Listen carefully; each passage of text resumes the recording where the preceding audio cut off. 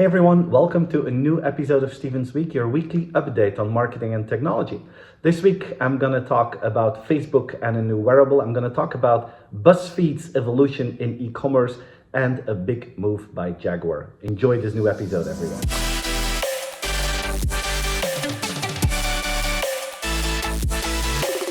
Jaguar announced that by 2025 they will only make electrical vehicles. So they will stop with their traditional engines and will go for 100% into EVs.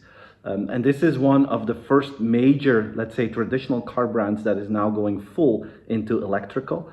This was such an important decision for this iconic brand that the CEO internally only announced this to the people inside of the organization minutes before they talked about this to the world, just to show how sensitive and fragile that information was. But I think this is just a first brand that is moving forward. Probably in the next few months, in the next few years, we're going to hear more and more of this, and it's becoming more and more clear that the traditional car as we know it is in its final life stage. In Minneapolis, they decided that the police can no longer use face recognition. So this is another American city that is going face off, as they call it. And it just shows that the world is really ready for some ethical procedures in terms of the biometrics that government and other organizations can use to track citizens, to track customers.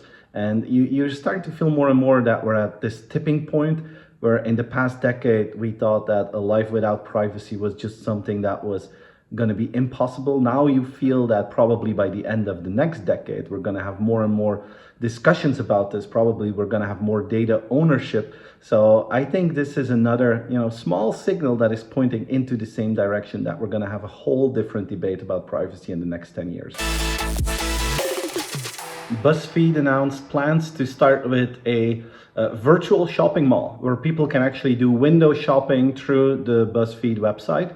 And Buzzfeed is a media platform that is really expanding its e-commerce dramatically. Like last year in 2020, they had an increase of about 70% in their e-commerce section of the site. They had more than 900 million views that year. So that's pretty big. And now they want to create a whole new experience. And I think this is a cool, interesting evolution, because until now, e-commerce was just about transactional efficiency. You went online, you looked for a product, and you could buy it with as limited friction as possible. What you're starting to see now is that, and Buzzfeed is a good example of that, what you're starting to see now is that e-commerce will also be more entertaining. It will be more fun. It will be, maybe a social activity that we do in the future. Where in the past we thought fun shopping is for the offline world and efficient shopping is for the online world. I think the next phase for the online world is that we're going to have more entertainment there, and that we're going to see more and more new possibilities to create it more fun and enhance the experience. And Buzzfeed is an example of a company that is moving into that direction.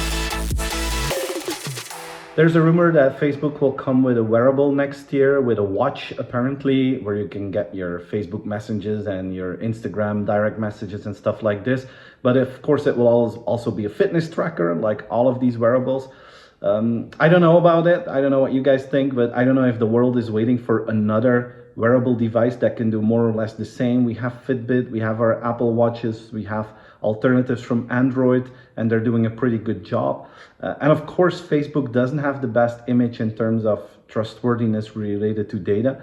So I'm not sure if this will be a big success, but it shows again how these big technology platforms, Facebook, like in this example, but also Google, also Apple, also Amazon, are moving into the healthcare space, and how they want to become a platform for health.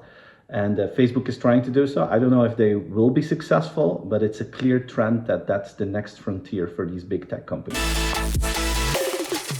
So guys, this was my weekly update. I hope you enjoyed it. Feel free to share it with your friends and colleagues, subscribe to the channel, and please like the video if you enjoyed it. Have a great weekend, everyone, and see you again next week. Bye-bye.